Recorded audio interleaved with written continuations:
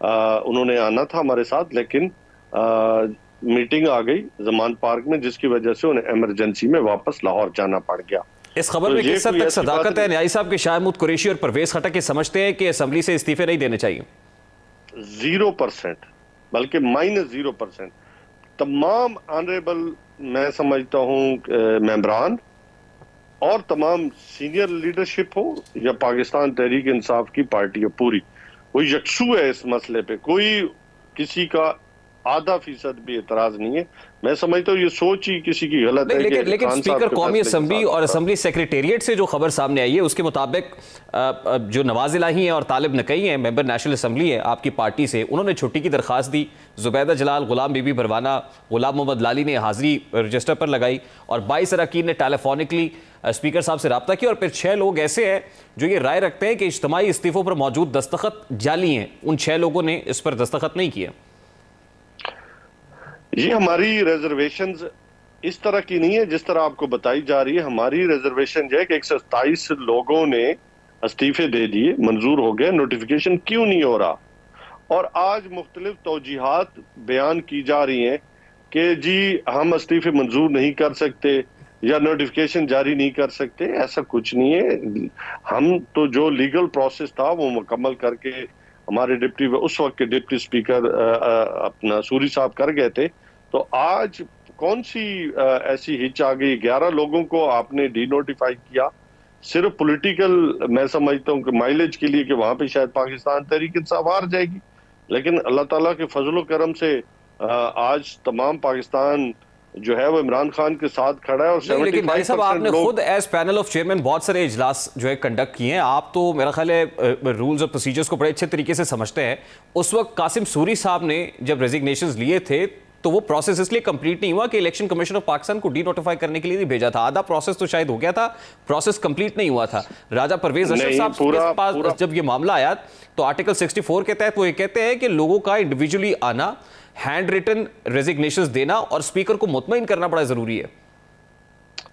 शाह महमूद कुरैशी साहब हाउस में खड़े हुए, तमाम ऑनरेबल मेंबरान खड़े हुए, उन्होंने जग ज़बान होके शाह साहब की आवाज में अपनी आवाज मिलाई और हमने अपना रिजाइन देने का ऐलान किया और हाउस से बाहर चले आए। तो मुझे ये बताएं कि उसके बाद क्या जवाब बनता है नोटिफिकेशन जारी ना करने नहीं, का? आप ही के पार्टी के एक रुकन तो शकूर शाह साहब का तो ऑलरेडी मामला अदालत के अंदर था। उन्होंने कहा मैं इस्तीफा नहीं देना चाहता था, ये मुझसे इस्तीफा क्यों लिया जा रहा है? कोई एक बंदा लोटा बनना चाहता है तो एक और 127 में बड़ा फर्क है। नहीं, 6 लोग और कह रहे हैं कि हमारे रेजिग्नेशन जो है वो बिल्कुल जाली दस्तखत है उसके ऊपर। 6 लोग कह रहे हैं। ओहो, किसी के कोई जाली दस्तखत नहीं है। कोई मुझे एप्लीकेशन या कोई ऐसा मुझे दे बयान दे दें, किसी के रिटर्न कोई स्टेटमेंट दे जिन्होंने कहा हो कि जी हमारे दस्तखत जाली है। अब ये तोड़ मरोड़ के बयानात को या चीजों को मैनिपुलेट करना मैं समझता हूँ मुनासिब नहीं है।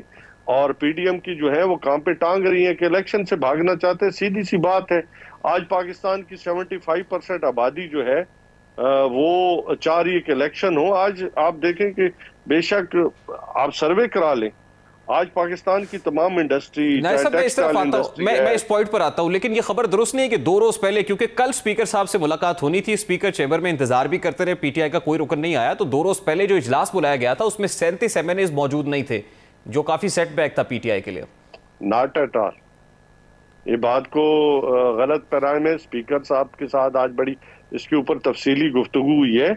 और उन्होंने खुद कहा था कि मैं लाड़काना में हूं और लाड़कान मैं आपको 29 को मिलूंगा। और आज हमने उनसे ये बात की है कि आपने कहा था कि मैं 29 को होना है, मैंने 28 को नहीं होना। तो मीडिया पे जो रिपोर्ट हुआ वो गलत हुआ। आपसे हमारी जो मुलाकात तय थी वो 28 नहीं 29 की थी और इसी वजह से आज हम 29 को आए हैं। नहीं राय साहब, इस मकबसे को खत्म होना चाहिए ना। 2014 के अंदर भी आप लोग रेजिग्नेशन देके वापस आए थे। उस वक्त जो स्पीकर कौमी असम्बली थे सरदार अयाज सादिक, उन्होंने इसलिए रेजिग्नेशन लिए थे कि वो कहते हैं कि मुझे ये अंदाजा था कि असम्बली में लोगों को वापस आना चाहिए और वो इस बात के हामी भी थे। अब at this point in time situation क्या है? क्योंकि आज भी स्पीकर ने आपको दावत दी है कि नेशनल असम्बली में वापस आए। कोई मकमसा नहीं है, बल्कि बिल्कुल स्ट्रेट बात है कि पाकिस्तान के अंदर जो अब अगर आप फेयर एंड फ्री इलेक्शन नहीं होते, पाकिस्तान स्टेबल नहीं हो सकता। इस लिहाज से कि आज आपकी इकोनॉमी जो है ऑलमोस्ट अल्लाह ना करे कि उस तरफ चले जाए, लेकिन कोलैप्स हो चुकी है। आज आपके जितने भी सफारत खाने हैं, उनको बहुत सारे सफारत खाने ऐसे जिनको एक एक 2 माह की तनख्वाह नहीं मिली। आपका ड्राई पोर्ट जो है वो कंटेनरों से भर गया है। नहीं, इस बात की क्या श्योरिटी के इलेक्शंस होंगे और आपकी हुकूमत अगर आ जाएगी तो ये मामला ठीक हो जाएगा? कॉन्स्टिट्यूशनली कोई एक्स्ट्रा कॉन्स्टिट्यूशनल इस वक्त गुंजाइश तो नहीं है। अदालतें हम समझते हैं कि आज़ाद रहनी चाहिए और उनको कोई भी टेम नहीं कर सकता। कोई भी अगर एक्स्ट्रा मैं समझता हूँ कॉन्स्टिट्यूशनल बात होती है तो इसकी पाकिस्तान के आइन के अंदर तो कोई गुंजाइश नहीं है। अगर फिर भी कोई एडवेंचर तुम्हें करना चाहता है तो क्या पाकिस्तान की अवाम भेड़ बकरी है कि वो इस एडवेंचर को मान लेंगे? साहब, ये 2 जनवरी को सूबाई पार्लिमानी पार्टी का इजलास भी बुलाया गया है। पंजाब असम्बली के अंदर भी आपके 9 अरकान हैं जो असम्बलियों की तहलील से बागी हैं, और इसका इदराक तो खुद PTI को भी है कि 4-5 खवातीन हैं और बाकी मेल मेंबर्स हैं जो नहीं चाहते कि पंजाब असम्बली भी डिसॉल्व हो। तो क्या करेंगे? ना प्रोविंस के अंदर लोग चाहते हैं असम्बली डिसॉल्व हो, ना नेशनल असम्बली में लोग रेजिग्नेशंस दे के वापस बाहर आना चाहते हैं। तो क्या स्ट्रैटेजी क्या है फिर? हाँ, मेरे ख्याल में ज्यादातर अज्यूम कर रहे हैं चीजों को। जिस दिन वोट ऑफ कॉन्फिडेंस की बात होगी तो आपको तो मालूम हो जाएगा कि कौन खिलाफ है कौन हक में है। ऐसी कोई बात नहीं है। तमाम देखिए ऐसा बात का आपको पता है, मैं बतौर सहाफी अपने जराए से खबर दे रहा हूँ। मेरा ख्याल बहुत सारी चीजों का आपको भी इदराक है। मेरे ख्याल आप इस चीज को एक्नॉलेज करें या ना करें, लेकिन बिल्कुल हमें इदराक है कि एक एक हमारा जो ऑनरेबल मेंबर है हमारे लिए मौजूद है और इमरान खान के हर फैसले के साथ खड़ा है।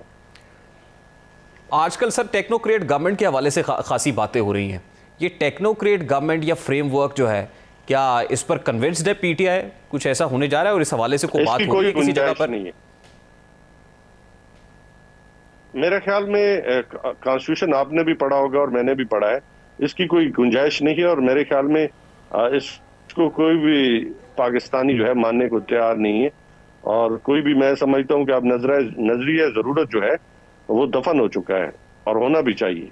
ठीक, न्याय साहब, लास्टली ये फरमाइएगा, ये मामला अगर डिले होता है पंजाब असम्बली से रेजिग्नेशन वाला भी, और नेशनल असम्बली के अंदर भी स्पीकर डटे हुए इनकार कर रहे हैं कि वो 1 बाय 1 लोग आएंगे, उनको मुतमईन करेंगे तो रेजिग्नेशंस होंगे, अगर ये मामला तूल पकड़ता है तो फिर अर्ली इलेक्शंस का जो ख्वाब है या अर्ली इलेक्शंस का जो मुतालबा है, इसका मतलब ये तो फिर पूरा होता हुआ दिखाई नहीं दे रहा। आज जो गवर्नमेंट है ना वो अपने बोझ से खुद गिर पड़ी है। आज पाकिस्तान की जो सूरत हाल है वो इतनी वर्स्ट हो चुकी है कि ये खुद ब खुद गिर रहे हैं अपने वजूद के साथ और गिर चुके हैं।